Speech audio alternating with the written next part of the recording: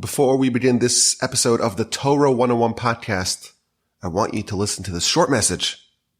The month of August is Torch Podcast Improvement Month. We do a lot of podcasts here, and we dedicated this month, the month of August, we dedicated it to try to get better, to improve, to up the quality of our podcasts. And part of that is a survey that we constructed for our listeners. We want to get a sense, of the demographics, of the listening habits, of what people like, of what people maybe like less. And we want your feedback. Now, you're probably not someone who likes to fill out surveys. You don't stay on the line to answer a brief survey. You don't go online and fill out the survey judging how good your sales associate was. You're not that kind of person. And you know what? Neither am I. But this is the Torch Podcasts. This is Torah 101, and we want to improve. So if you can take a few minutes and click the link in the description of the podcast, you could also visit the dedicated website, torchsurvey.com. Fill out the survey. It's 5 pages of questions, maybe 2, 3, 4 questions per page. And most of them you don't have to actually fill out. They're not required, but it does help us get a sense of who's listening and how they're listening and what they like and what they want more of, and maybe some other things that we can do to, benefit the listening public, things that are not included in our existing portfolio of offerings. Help us. Give us some feedback. torchsurvey.com. The link is in the description. And as always, my email address is rabbiwalby@gmail.com. And I look forward to your questions, your comments, and your feedback, and your survey entry. Our nation has been hoping for, has been awaiting, has been anticipating, has been yearning for Messiah for a very long time. And of course, this is all for good reason. We have learned about the great benefits of Messiah, of the Messianic era. We talk about the peace and prosperity and redemption and coming back to the land, salvation, the elimination of the Yetzer Hara, the restoration of the pride of the nation, the fulfillment of all the prophecies, to resettle in the land, to rebuild the temple, to reinstall the Davidic monarchy, to restore all the laws, all the mitzvos, the majority of the mitzvos that can only be fulfilled in a temple era existence. But even largely, we yearn for Messiah because Messiah signals the fulfillment, or at least the beginning of the fulfillment of the mission of Abraham, or the completion of the mission of Abraham. Abraham started a movement to make the world aware of God and to make the world submit themselves to God. And the time of Messiah is marked with the fulfillment of what Abraham started. The whole world will know about God. God will be one and his name will be one. The whole world will bow before him. The whole world will be fixed. The whole world will be perfected. So Messiah is something that we deeply covet, we deeply desire, and that is good. And we shall see that we're doing the 30 principles of faith, and we're still in principle number 12. And part of this principle, the idea of Messiah in the Messianic age, the Rambam tells us when he organizes this principle, he tells us that part of it is to await Messiah, is to anticipate Messiah. So when we want Messiah, we await it, we desire it, we covet it. That is a great quality. But there's a little bit of a dark element to this as well. When the Messianic anticipation and fervor and desire, when it's not properly grounded, when people don't have sufficient education as to what Messiah is and what we have to look forward to, there is a risk and there is a history of false messiahs. And a false messiah can have a catastrophic, disastrous impact on Jewish communities, on the nation. They can be utterly destructive. And I think when we're talking about Messiah, and we spoke a lot, of course, about the prohibition against messianic prognostication, to try to educate ourselves, to know what is real and what is not. We learned about the inevitability of the false messiahs, meaning that there are going to be tests, the Rambam told us. It's important to study the subject on its own to understand the idea of false messiahs, maybe a little bit of the history of it, and to know about the dangers inherent in false messiahs. Now, it is interesting. There are a lot of positions of prestige in the Jewish world. Of course, we have great leaders, great halachic authorities, the heads of the great institutions, great posets, great halachic arbiters. And if you look at Jewish history, we don't find a litany, a laundry list of false rabbis, of false halachic arbiters, of false leaders of the generation. We find many, many false messiahs. Somehow that position is more susceptible to frauds and charlatans. So we have on record, no false halachic arbiters. But isn't it interesting that this other position, this other standing in Jewish life, the idea of Messiah, there are loads of false messiahs. And the question is why? Why is the subject of Messiah uniquely suited to have this trend of false messiahs? So I think just to get us started, I want to talk about the unique factors, the unique circumstances that exist that can lead to false messiahs. So we talked about the importance of hoping for Messiah, of awaiting Messiah. So we're trained that we have to wait for it. And every day we have to anticipate it. And it's part of our prayers. It's a central part of our prayers. It's a real central part of Jewish life. So we're told to desire it, but not to jump to any conclusions and say this is it. And of course, messianic anticipation rises when things are bad. And our history, certainly since we've been in exile, there's a lot of bad that we've undergone. We've undergone challenges and expulsion and anti-Semitism, pogroms, inquisition. We were in a lot of people's lands. We were wandering, and we were at the mercy of many, many different types of oppressors. And when things get bad, and they get worse, and they get yet even worse, we yearn for salvation. We yearn for redemption. We yearn for peace. We yearn for stability and security. We yearn for Messiah. And there's a risk of people having the misconception that any predicament that you're in, any tribulations that you undergo, there's just the easy solution. There's the get out of jail free card, and that is Messiah. And therefore, there's a tendency that whenever the nation is reeling from tragedy, we're subject to oppression, to persecution, to severe decrees, and we're desperate for some sort of alleviation of our suffering, messianic anticipation rises. And there's a tendency to reach for Messiah and to be so desperate for Messiah, to crave it so deeply up to the point of suspending disbelief. And there's a risk of becoming vulnerable to believe, oh, okay, Messiah has to come. It's got to be around the corner. This must be a harbinger of Messiah. This person who seems to have maybe some sort of characteristic profile that may look like Messiah. Maybe they are for sure Messiah. And that sort of hope, it opens the door for cheats, for frauds, for charlatans, for snake oil salesmen to make a claim. I'm your guy. I'll get you out of your suffering. And that is a very important subject to address. Messiah, we have seen, is compared to childbirth. We talk about the pain before Messiah as the pain of the pangs of childbirth. And this comparison between Messiah and childbirth, it is apt on many levels. We talk about Messiah being like a transformation of the whole world. And seemingly suddenly, any day to come, we're told, the whole world's changed. How does that happen?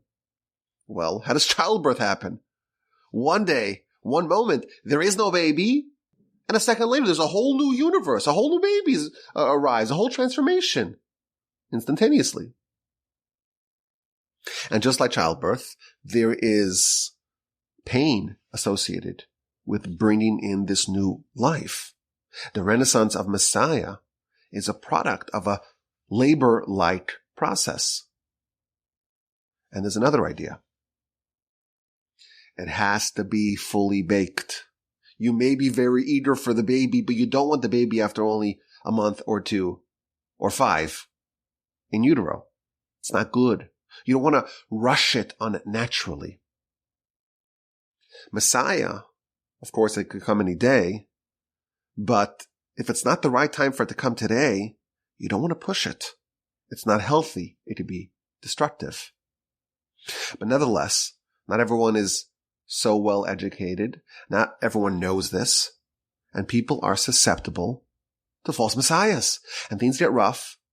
And messianic anticipation is high. And a charismatic person, they're talented. And they're scholarly. And they're different. And they're eccentric.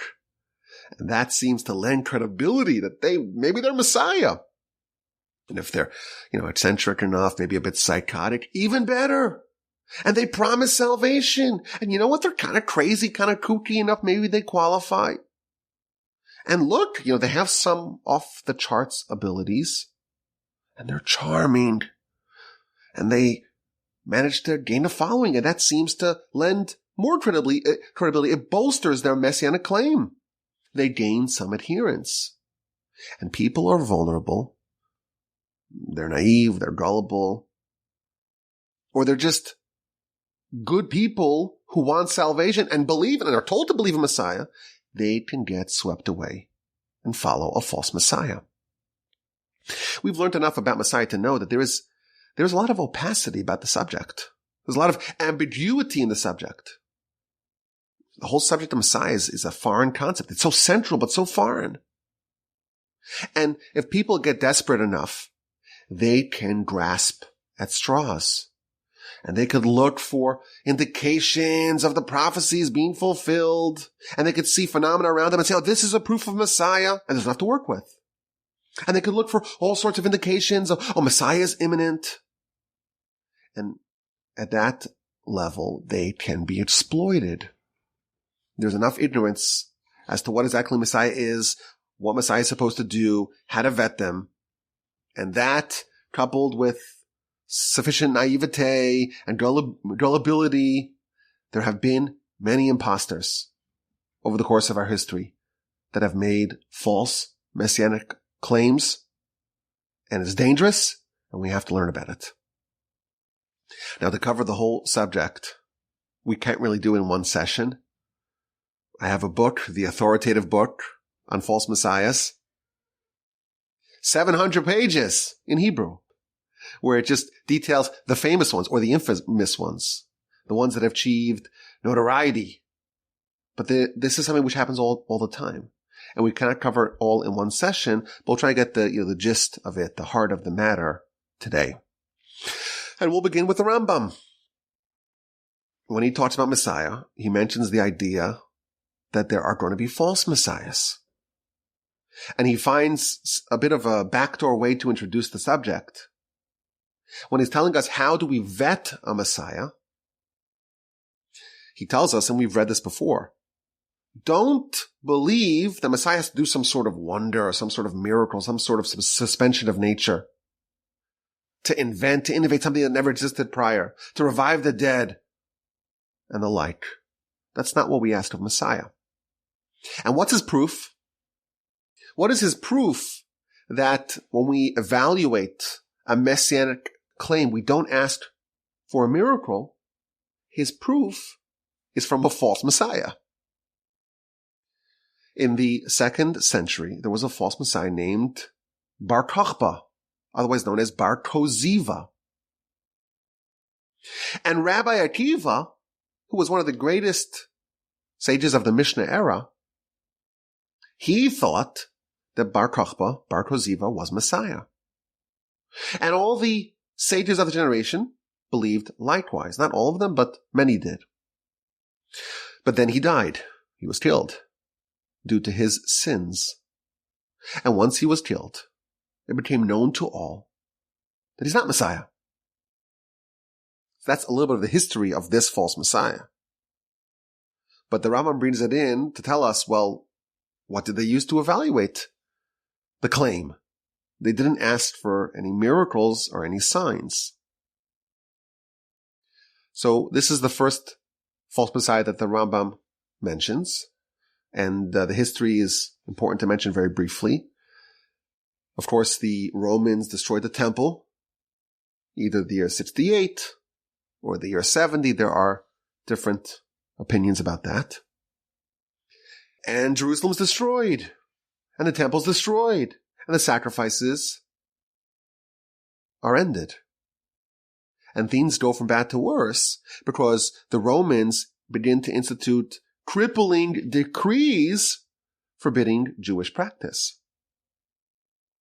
And they destroyed the city, and they renamed the city, and they try to make a pagan temple on Temple Mount. And the Jews are not allowed to enter Jerusalem. And the Jews got fed up, and they rebelled. And the rebellion was led by a very charismatic individual, Shimon Bar Kokhba. He was a man of tremendous physical strength, but he was also a great scholar. And he begins to wage a very successful war against the Romans. And he was so successful, he managed to wrangle Jerusalem from the Romans.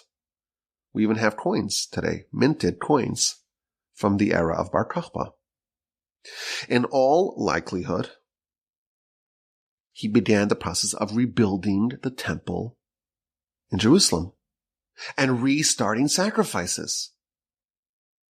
So this is a textbook messianic figure.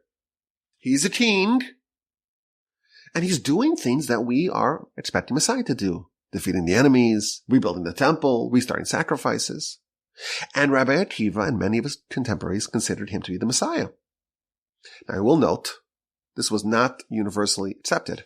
The Midrash, the Talmud tells us that Rabbi Akiva, when he saw Bar Kokhba, he says, this is the Messiah.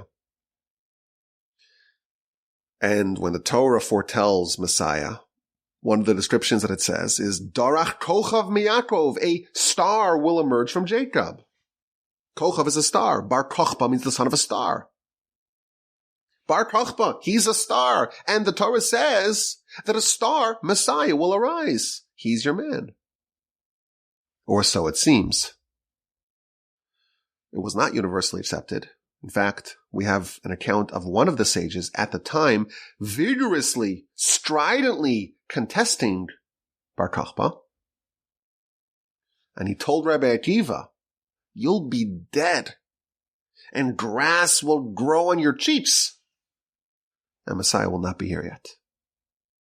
But many did accept him, even though he was a fraud. Now the Rambam continues, and it's very interesting to see how he puts this all together. He tells us what you need to do to be considered, or to be presumed to be Messiah. If there's a king from the house of David, and they are a scholar, and they're studying Torah with intensity, and they're performing mitzvos with intensity like David, the written Torah, the oral Torah. And they compel all of Israel to follow the Torah. And they wage the wars of the Almighty. Someone like that, we can presume, we don't know for sure, but we can presume that they are Messiah. Now, I think what he's trying to say, and we'll see more about this in a bit, Rabbi Akiva, it wasn't baseless and groundless for him to suspect that Bar Kokhba was Messiah. He was a king, and he waged the wars of God, and he compelled the Jews to follow the Torah. He has the criteria, or at least enough to be presumed Messiah.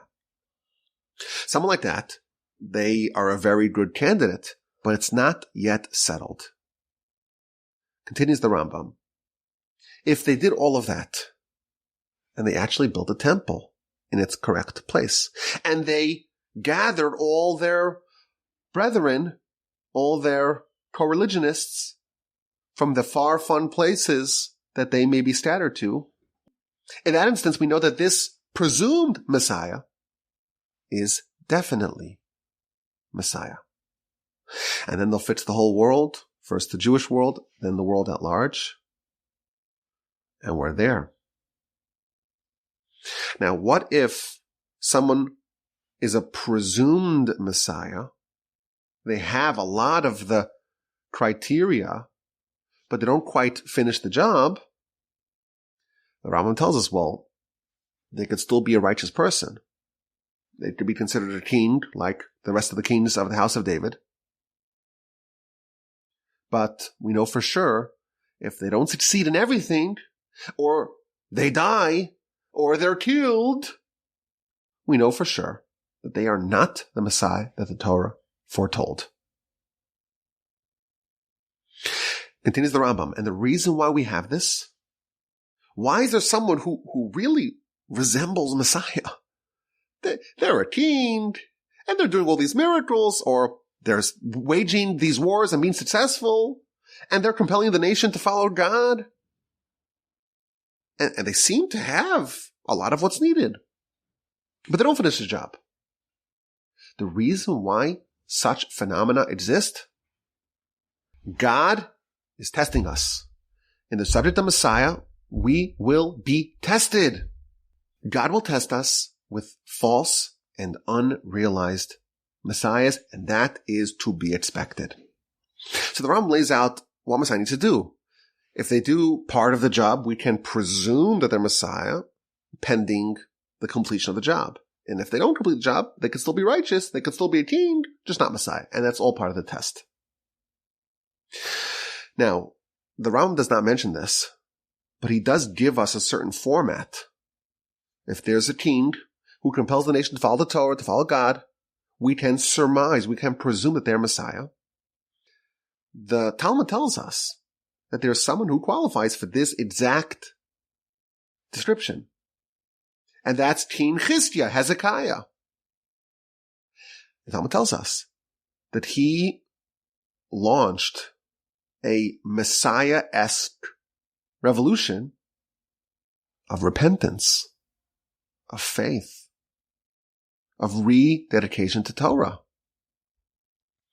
They were facing a great enemy. Sancherib, the Assyrian king, he already destroyed the northern kingdom of Israel. And he scattered the 10 tribes, the 10 lost tribes. And he proceeded to besiege Jerusalem and to trap Chizkiah, Hezekiah, the king of Judah. And then a miracle happened, and a plague destroyed the entire Assyrian army, and the nation endured. Why, says the Talmud, was Hezekiah deserving of this great miracle? So the Talmud tells us what he did. What was this great righteousness of Hezekiah?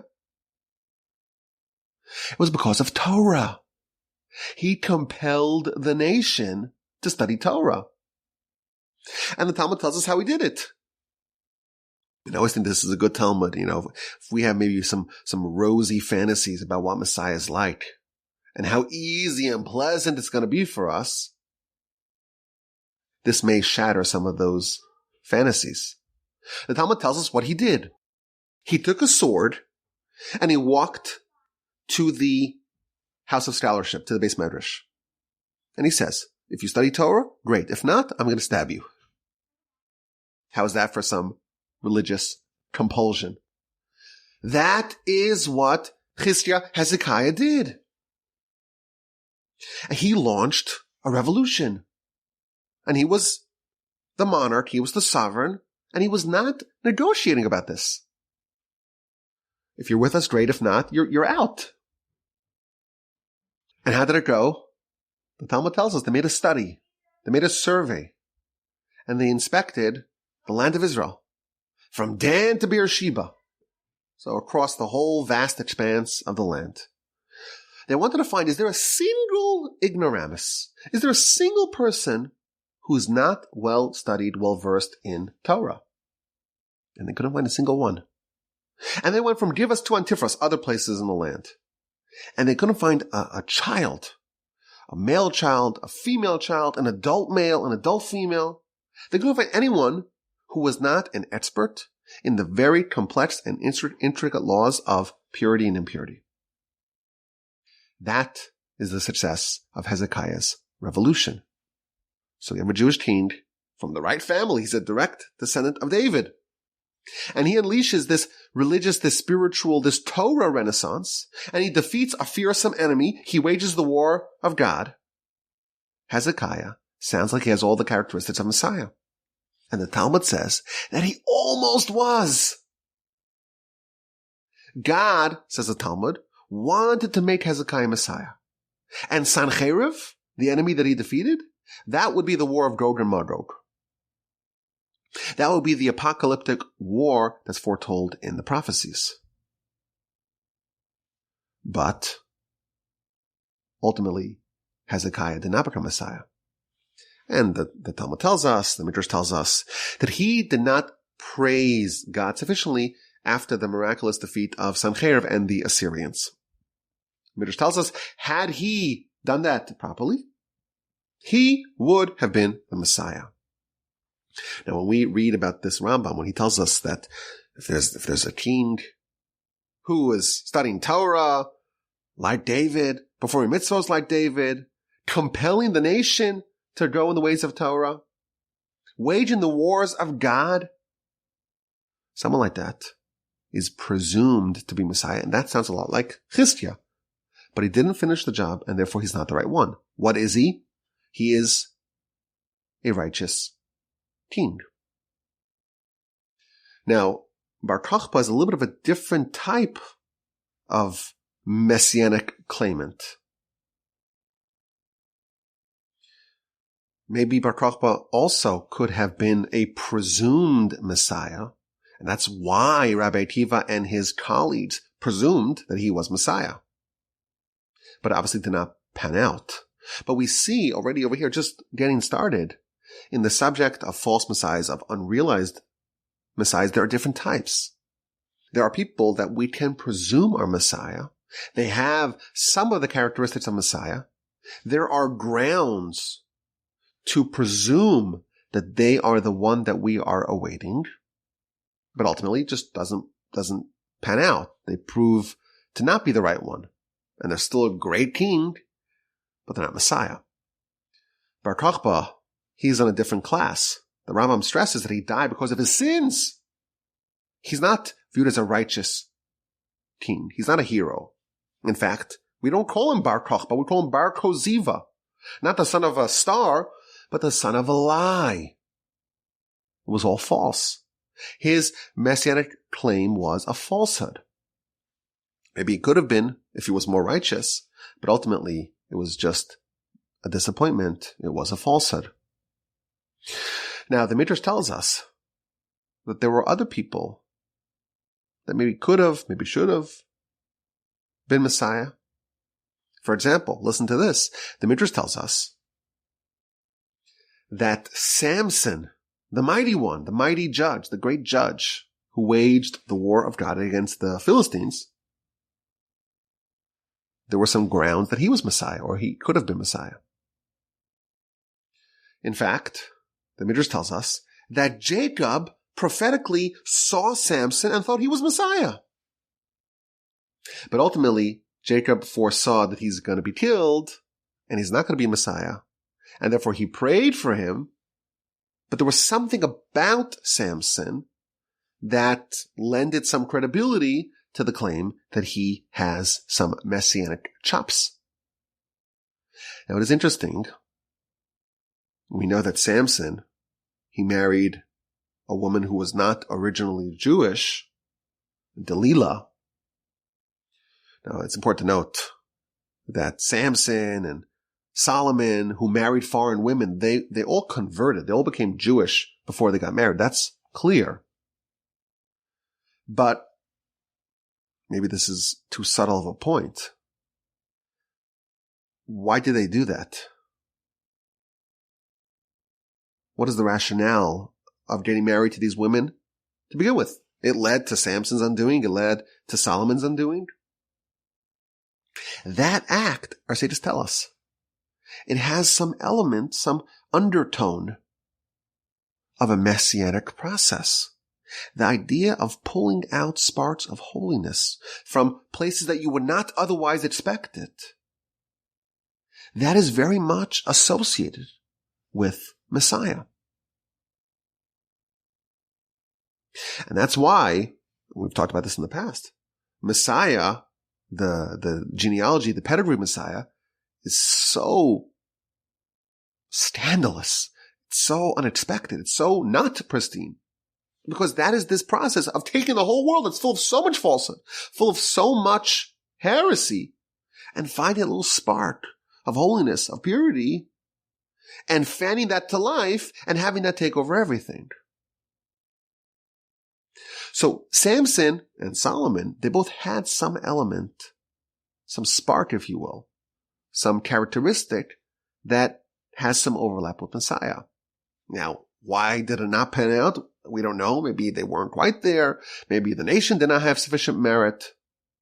But there is a whole category of people who maybe were potential messiahs, but were unrealized. Think about it. If Jacob saw Samson prophetically and said, this may be Messiah, he was obviously supremely qualified. And he, of course, is a great hero of our history, but ultimately it didn't work out. Now, we're getting a bit in the weeds here, but there is maybe even another category of someone who wasn't even alive for long enough to develop their messianic potential. But we are told from very reliable sources that David's first son from Bathsheba, who died, was unnamed. David prayed very vigorously to try to give life to this child. According to our sages, this child was destined to be the Messiah. And had this son of David, not Solomon, built the temple, that would have been permanent. And that's why David was so desperate to have some life given to this child. So this is maybe even another category of someone who didn't even develop their messianic potential, but maybe would have been in some other counterfactual world. Now the Rambam continues and he talks about JC. He tells us that Yeshu, the Nazarene, he considered himself to be Messiah. And he was killed in the Jewish court of law. And this is an example of a different type of false Messiah. And he quotes a verse in Daniel that says that there will be false messiahs that will arise with the intention or with the test of trying to get you to stumble. And the Rambam very succinctly tells us that there's no greater stumbling block than someone who has the character profile of Yeshu. He says all the prophets, all the prophecies, when they talk about Messiah, he is a redeemer of Israel. He's a savior of Israel. He's someone who gathers the nation back to their homeland. He's someone who strengthens the observance of mitzvos. And this individual, he did the opposite. He caused the nation to be destroyed, to be slaughtered, to be scattered, to be depressed, to be lowered and denigrated. And to take the Torah, instead of strengthening it, to weaken it and try to replace it. And instead of getting the whole world to submit themselves before God, he created a false god, or he led to the creation of a false god that others will follow. You know, when you think about this whole subject, we could talk a lot about why Jews reject Christianity and JC, of course, as a god, which is ridiculous, but as a Messiah. You could talk about, the historicity. There's no contemporaneous accounts. All the accounts come much later. And there's the famous forgery of Josephus. And there's the thousands and the lack of reliability of the Christian texts, completely unreliable. Just so many different variants. There's the old joke that they say that the priest, when he died, or maybe it was the Pope, I don't know. And they said to him, listen, it doesn't look good for you, but you used to wear a yarmulke, so maybe you have a little bit of merits, a little small merits. So you have one repress before we send you to purgatory, to hell. So he says, listen, I dedicated my life to the study of the Christian scripture, but it's so confusing, so many different texts. I want to see the original text. And they show him the original text, and he starts crying and crying and crying and crying. And he says, no, the original text doesn't say celibate, it says celebrate. And my whole life I suffered. It's a joke that they say. But the truth is there are thousands and thousands of variants. And you could point that out and say, well, how can we rely on this when it's so chock full of errors?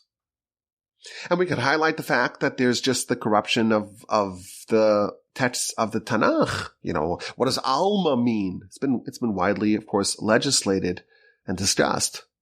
But of course, just saying, if there's a married woman whose husband is out of town and she becomes pregnant, there's a lot simpler way to figure out what happened. How can JC be a descendant of David if we don't have a father? How could it be that, there's so many inconsistencies as to even how the genealogy would work? And to point out the absurdity of viewing a human first as a Messiah, or then he's dead, or maybe he'll coming back, or maybe he's part of God, Trinity, and to abrogate the law. There's a lot of different areas. It's a smorgasbord of options if you want to contend with the legitimacy and the veracity of Christianity. But Rambam does it very succinctly. He says, JC is literally the opposite of Messiah. You can't think of anyone less qualified. What did the prophet say?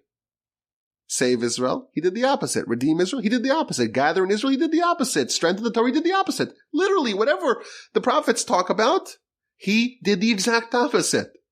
There's no worse claimant of Messiah than him. And of course, he's coming back. Ain't that convenient? But the Jews never accepted him and never will, and it's, of course, absurd. Now, this is maybe a subject that we could talk about at greater length, but I will tell you, the Rambam himself addresses it. The Rambam wrote a letter, and we'll talk more about this letter in a bit. He wrote a letter, an epistle, to the Jews of Yemen. Yemen, of course, is a great and ancient Jewish community south of the Arabian Peninsula. And in the 12th century, they were enduring a lot of turmoil, and they had a false Messiah arise, and they were really reeling. And Rambam was sent a letter to help provide direction to the community. And he wrote an incredible letter. It's really a small book to the communities of Yemen. And in it, he addresses the whole subject of false messiahs and Messiah in general and prophecy. It's a beautiful letter. It's an authoritative letter on our subject. But he addresses and he elaborates more on this point. But even subsequently, about a century later, there was the famed disputation of Barcelona. After Rambam passed, the next great sage was the Ramban, so Maimonides and Nachmanides. And he lived in Spain. And he was forced to debate a Jewish apostate, Pablo Cristiani. This was a Jew who became Christian. He saw the light. And he says, I'll prove that JC is true and Judaism is false. And I'll do it using only sources from the Tanakh and from the Talmud. I'm so confident, says this Jewish apostate, that I could even trounce the greatest rabbi of our era, Nachmanides, in a debate. And the Ramban was forced to debate, and he agreed to debate, provided that he was allowed to speak freely. The king was a Christian, and he allowed a debate to happen in front of him and his ministers, and he allowed Nachmanides, Ramban, to speak freely. And there was a 4-day debate. And over the course of this debate, Ramban systematically, completely obliterated, eviscerated, and destroyed the arguments favoring the legitimacy of JC. And he trounced them so completely, everyone agreed that he won the debate. But then the church said, no, actually, we won the debate. So he responded by writing down the minutes, by writing down like a journal of all the arguments from all 4 days back and forth. And we have a book, an extant book, where he recounts everything that happened over the course of these debates. So it's an account of the disputation, a running diary, a journal, back and forth. It's a remarkable account. And he gives the whole introduction. The great master, our king, he instructed me to argue with Friar Paul in his chambers in the palace in Barcelona. And I said, I'll do it if you let me speak freely. And they said, well, you can't embarrass Christianity. He says, well, I'm not going to embarrass Christianity. We'll just argue on the merits. And they start the debate. And the first thing he does, it's a masterful stroke. You learn how to debate from this. He says, listen, we could argue about a lot of things. There's so many different areas that we could have polemics about. But let's get to the heart of them. Let's get to the crux of the debate. All I want to debate about, let's at least begin the debate. Did Messiah come like you claim, Christians? Or did Messiah not come like we claim, like the Jews claim?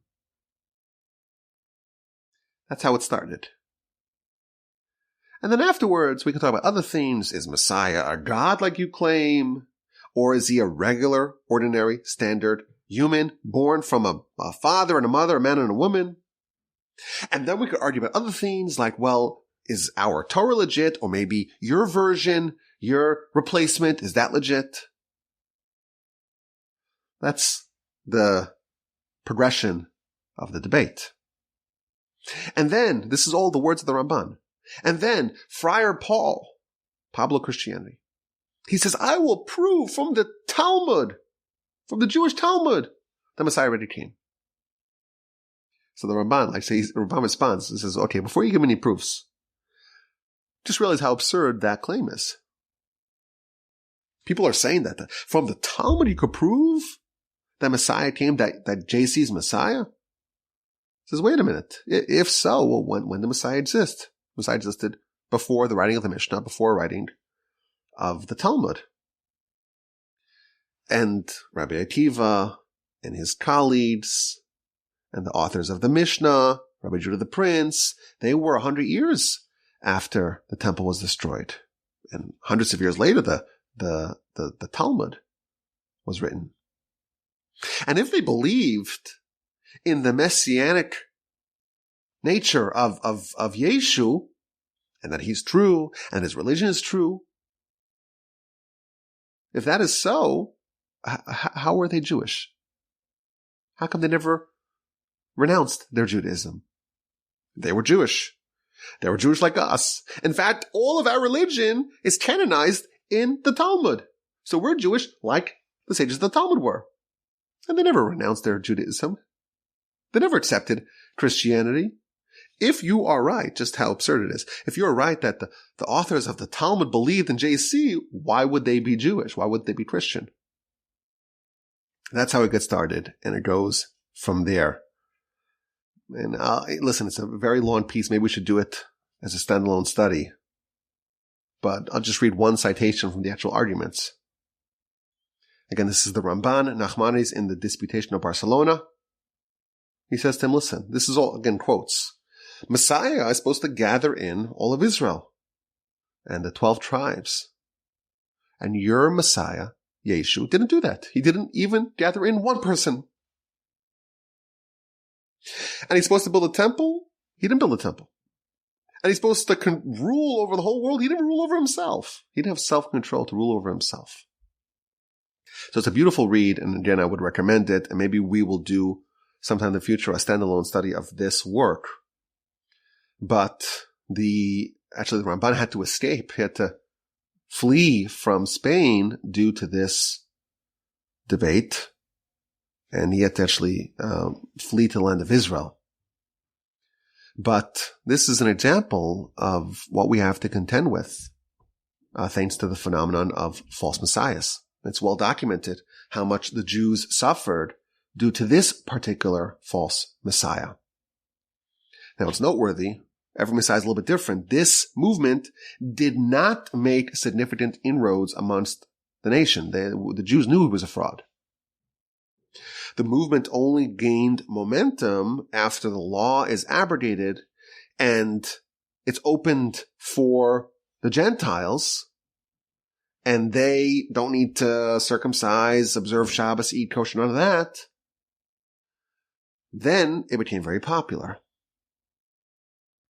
And there was an effort on the part of the Jews to separate any Jewish Christian, so to speak, notions, where they actually added a 19th blessing to the Amidah that was cursing the Jewish Christians. You have to make a choice. You want to be Jewish? That's great. You want to be Christian? You cannot be Jewish. But of course, over the course of our history, how many thousands, maybe millions of Jews were slaughtered as a result of this false messiah and everything that flowed from it. Now, the phenomenon of false messiahs, the phenomenon of unrealized messiahs did not end there. Throughout the centuries, we have had many, many false messiahs. Some of them gathered large followings. Some of them had smaller groups of adherents. But all of them left a trail of disappointment, of devastation in their wake. All of them caused our nation a degree of suffering, either more or less. Because what happens? If they gain some traction, they gain some adherents, eventually, if they're false messiahs, the hope bubble is burst. And what results from that is despair, is depression, is recriminations, and of course, shattered hopes. Again, we're supposed to believe in Messiah. We're supposed to anticipate it. We're supposed to yearn for it. And if there's something that gets our heart pulsating, and there's some messianic fervor, we can get consumed with the idea, make radical decisions, make permanent decisions, sell your possessions, move, take very aggressive stances against your Gentile neighbors. And if it's a false messiah, it will collapse. And then the adherents will have to confront their decisions. And they'll be forced to contend with the dissonance of making a wrong decision, and trying to come back for that is very hard. False messiahs lead to very significant setbacks. And again, that book that I mentioned earlier, The History of False Messiahs, it's in Hebrew. It's called False Messiahs and Their Opposers. More than 700 pages. It offers detailed histories and chapters on 20 plus false messiahs. And these are just the famous ones, the infamous ones, the ones that gained some notoriety. But this is a repeating phenomenon, and it causes a lot of damage. Now, in the aforementioned epistle, letter to Yemen, the reason why Rambam wrote that letter is because they were in dire straits, the community of Yemen. A false messiah arose, and he wanted to create some sort of new religion that's like half Judaism, half Islam. And it did gain some adherents, even amongst some of the leaders of the communities. And they were suffering. They were subject to severe religious persecution by the Muslim rulers. And they reached out to Rambam for some direction. And the Rambam wrote an incredible little book. Well, it's a letter, but it's really a book. In it, he encourages the community, and he praises the community, and he educates them. how to know what the real Messiah is and what's a fraud, what's a pretender, and how to feel prideful and confident in Judaism. And he compares Judaism to all other false religions. He says that Judaism is like a living person, and a false religion, it's like a statue. It's like a 2D version. From a distance, maybe it looks the same. You get close, you realize that there's nothing there. And this letter, it had such an incredible impact that it can be said that Rambam single-handedly saved Yemenite Jewry. And that's why the Rambam was accepted as the final word. His rulings, his halachic rulings, are followed unquestioningly in the Yemenite community because he was the one who restored the community. And again, this work as well, if you get a copy of it in English, I would recommend that you read it. It too maybe is worthy of a standalone study. And we've mentioned some citations in the past. I'll read you one here. You see how the Rambam is dissecting the argument. And he tells the recipient of the letter, was one of the leaders of the community. He says, listen, I'm not bothered. I'm not surprised by the person claiming to be Messiah. He's clearly deranged. And you cannot blame a sick person unless you bring the malady upon yourself. Listen, some people are just mentally unstable. And you cannot blame them. And similarly, I'm not so surprised by his followers. Most people are not learned enough. They don't know what it even means, Messiah. But you, it seems like the author of the letter, or the recipient of the letter, the one who was engaged in this dialogue with the Rambam, he maybe had some sort of suspicion that maybe this guy's legit. The Rambam tells him, I'm surprised that you are learned. You are a student of the Torah.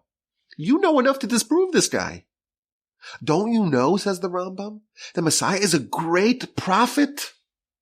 Greater than all the other prophets, with the exception of Moshe? Greater than Abraham, Isaac, Jacob, Samuel, Joshua, greater than all of them, with the exception of Moshe? And he'll have even qualities that will exceed that of Moshe. And someone's a false Messiah, a false prophet. They're liable for the death penalty. And you're right, says Rambam. He tells this person, you said that he's a bit equilibriant, and he's eloquent, and he's wise. Is that enough to be considered a candidate for Messiah? Messiah's a prophet. Almost at the level of Moshe. If anyone accepts such a person as Messiah, it's only because of their paucity of understanding of what the stature of Messiah is. They don't know what it's about. They don't know what the prophecies mean. They don't know how Messiah will rise. They don't know where Messiah will rise. Incidentally, he tells us the Messiah, according to the sources, will rise not outside the land of Israel, but inside the land of Israel. And the impact will cascade from the land of Israel outwardly. And again, the Rambam reemphasizes the greatness of Messiah is, as a prophet, greater than all the other prophets. And in some areas, not prophecy, but in some other areas, he will be greater than Moshe. Moshe was able to judge by sight. Messiah will be able to judge by smell.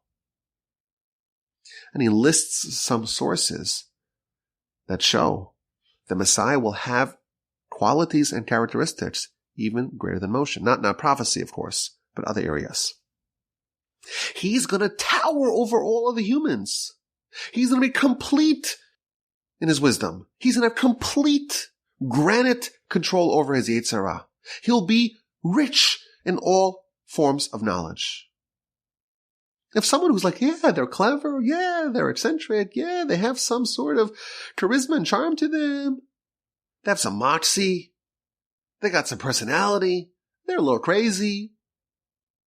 If someone is not renowned for their wisdom, and they come to be a prophet, they're a false prophet. And we don't even listen to them, we just execute them. All the more so, someone like this who's ignorant And he says he's Messiah. He's a great line here. He says, someone who is so ill-suited to be Messiah claims to be Messiah. That claim itself is enough to prove that they're ignorant, too ignorant to be Messiah. Continues the Rambam. He says, I'll prove to you that this person is not legit. This person in Yemen had told the people, listen, sell all your possessions and give it all to the poor. Give all your money to the poor. It's fine. We're going back to Israel. This man instructed people to give all their money to the poor. That is against the Torah. And he quotes the sources. The Torah says, don't give all your money to the poor. A maximum of 20%. That's it. And someone who goes against the Torah is a sinner.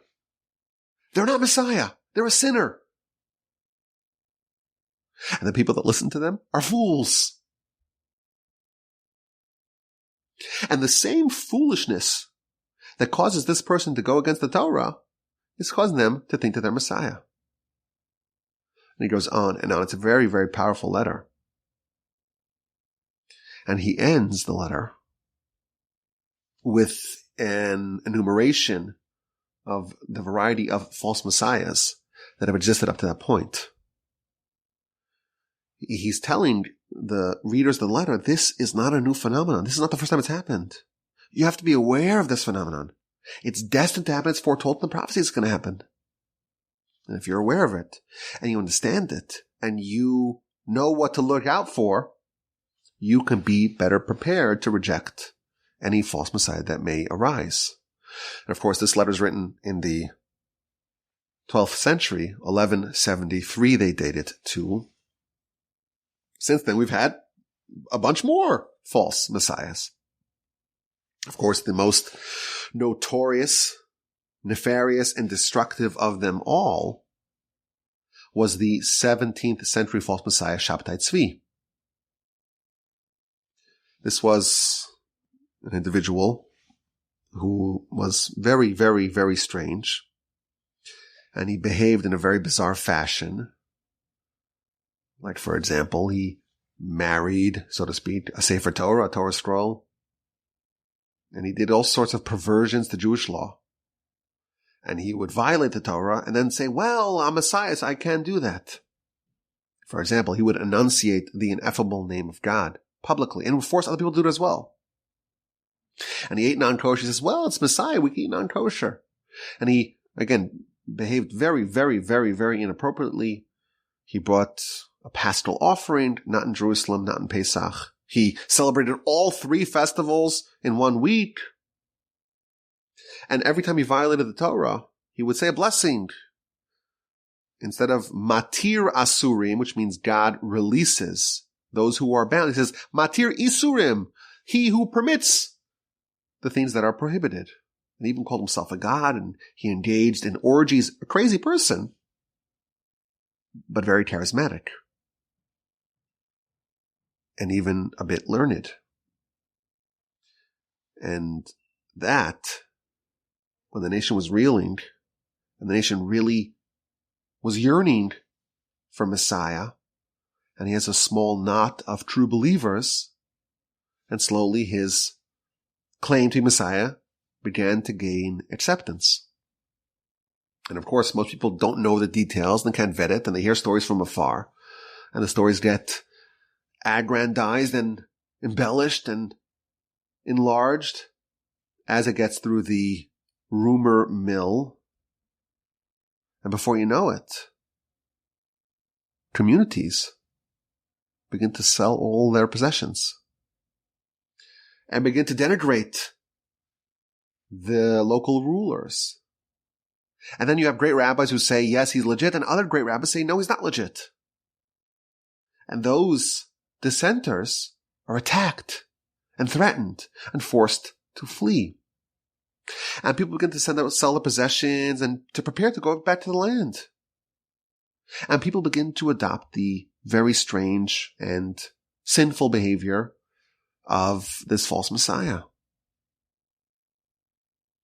And he says, we're marching into Jerusalem, we're conquering it. And the Ottomans say, no, you're not. And they arrest him. And they tell him, listen, you either convert to Islam or we kill you. and he converts to Islam and lived the rest of his life as a Muslim. A very large portion of the nation bought into this claim. And what happens once it's shattered?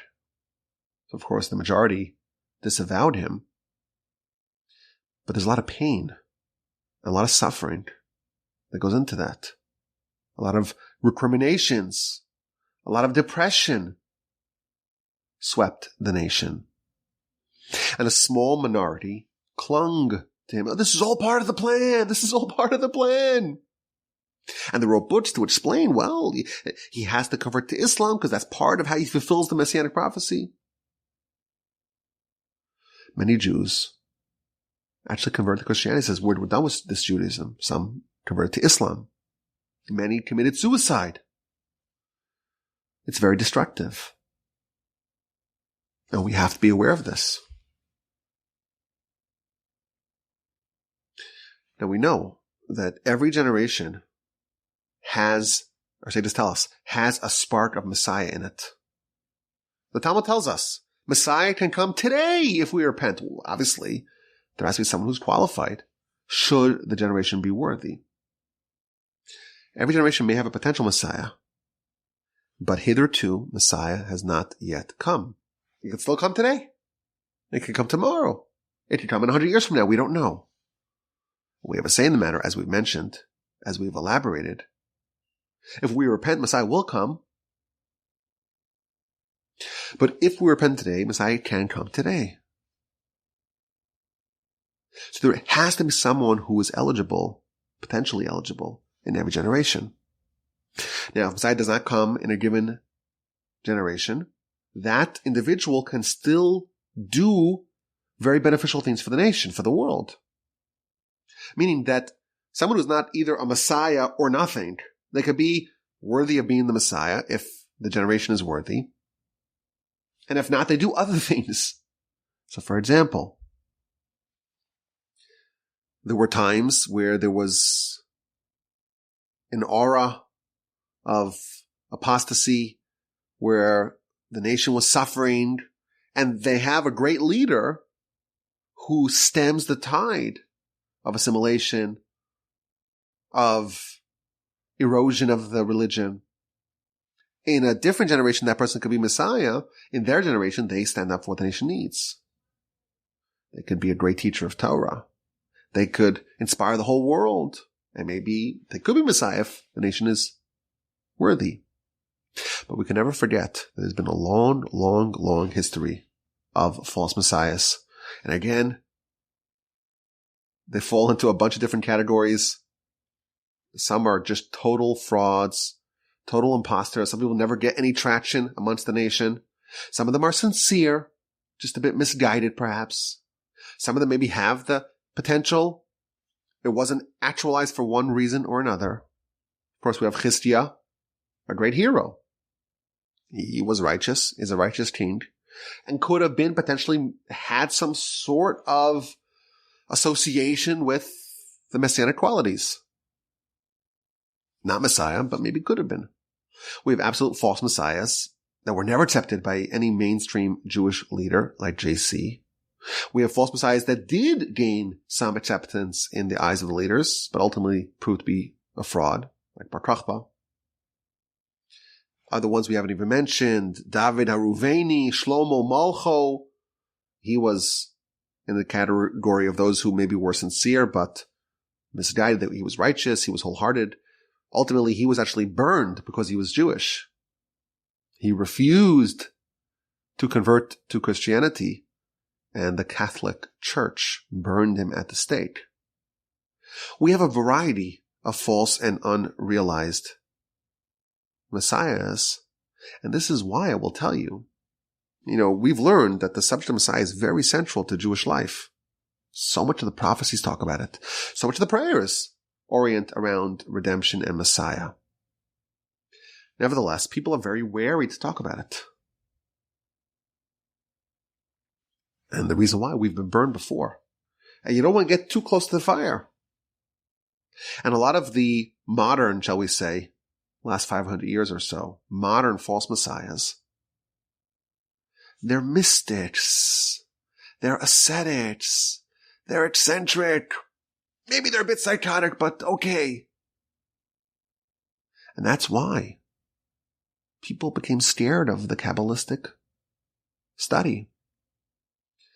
The Kabbalistic Torah is the heart of Torah.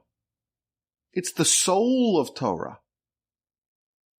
But when you see a trend that people get into it before they're ready for it, and suddenly they think that they're, a different level, they're angels, they're prophets, they're messiahs, people begin to be very wary and suspicious of it. Ramchal, one of the greatest sages that we've ever had, 1707 to 1746, didn't even make it to 40, wrote hundreds of books. The Gaon of Vilna said about him, if he was alive, I would walk across Europe to study by him. He was banished repeatedly because they said someone so young who claims to have visions and visitations of the angel and studying Kabbalah, he was viewed very suspiciously because that came soon in the aftermath of the Shabtai Tzvi debacle. It created this whole notion of false messiahs created an aversion from talking too much about this subject. And even great innovations that ultimately proved to be very beneficial to the nation are not eagerly accepted in the beginning. So, for example, the Hasidic movement. It has been vital, indispensable for our nation. But when it was launched in the 18th century, it was viewed very suspiciously because it's more Kabbalistic and it takes the Rebbe, the leader, the guide, the individual, and it gives him a certain pedestal. Does kind of smack a little bit of being a tad messianic. And that becomes viewed with suspicion. We have to realize, until the real Messiah comes, we have to be aware of this idea that there's going to be all sorts of people that appear, that claim, others claim for them, that they're Messiah. That's not true. Some of them are very righteous, some of them are very wicked. And they come in all sorts of stripes and colors. And even today, there are some Chabad adherents who still believe that their great Rebbe, who passed away in the 90s, he's still alive, he's still Messiah, he's a representation of the divine, God forbid. We all want Messiah. The excitement for Messiah, the anticipation for Messiah. It's a critical element of this principle of faith. But we warned again and again about the dangers of messianic prognostication. Now we understand why it's maybe so dangerous. Anytime someone claims they know Messiah is coming, or they know who Messiah is, or they are Messiah, or they could point you in the right direction, it's very dangerous territory. What do? We follow our leaders. The Rambam has never misled us. Never. And he tells us, what do you need to do? What do you need to do to be presumed to be Messiah? And what you need to do to be definitely considered Messiah? If there is a king from the house of David who studies Torah, the written Torah, the oral Torah, performs mitzvos with the same rigor as David, his ancestor, and compels the Jews to follow the Torah, and fights the wars of the Almighty, we can presume that they're Messiah. We don't ask for miracles. We don't need them to revive the dead. If they finish the job, they reestablish the monarchy. They rebuild the temple. They gather in the Jews from the whole world. They reestablish Jewish law over the land. They reinstitute sacrifices and Shemitah and Yovel. And they fix the whole world to worship God. And they don't change an iota. Not a jot, not a tittle, not a letter of the Torah. Then you know they are the real Messiah. The criteria are well documented. And you will find that those who are so eager to make a messianic claim or to point to phenomena and say that this is Messiah, those are usually the ignoramuses. And maybe some of them are sincere and wholehearted, and they just want salvation. That's okay. But the leaders don't jump to that conclusion. We should be very aware of that as well. May we all merit to witness the arrival of Messiah, the real Messiah, speedily in our days, and may we not make the same mistakes that have happened throughout history. We shouldn't repeat the blunders of yore. We understand, of course, we didn't cover the whole subject, but we understand that false messiahs are an inherent part of our history. It's foretold in the prophets. It's going to be a test. And we know about the immense danger inherent in it. And hopefully it will serve as a cautionary tale. We don't make these mistakes again. Hopefully we'll be around to witness the rebuilding of the temple, the ingathering of the nation, the reestablishment of the Davidic monarchy, the real one, sacrifices. We should witness that. The temple, Jewish law, the coronation of the real Messiah. May he come speedily in our days. My email address is rabbiwolbe@gmail.com. If you listen to the podcast, in the description of every podcast, you find the email address. Don't spell it incorrectly or I won't get it. Of course, our website is torchweb.org. If you want to read some more about what we do at Torch, you could click the link as well in any description of any one of my podcasts. But my email address is rabbiwolbe@gmail.com. I look forward to your questions, your comments, and your feedback.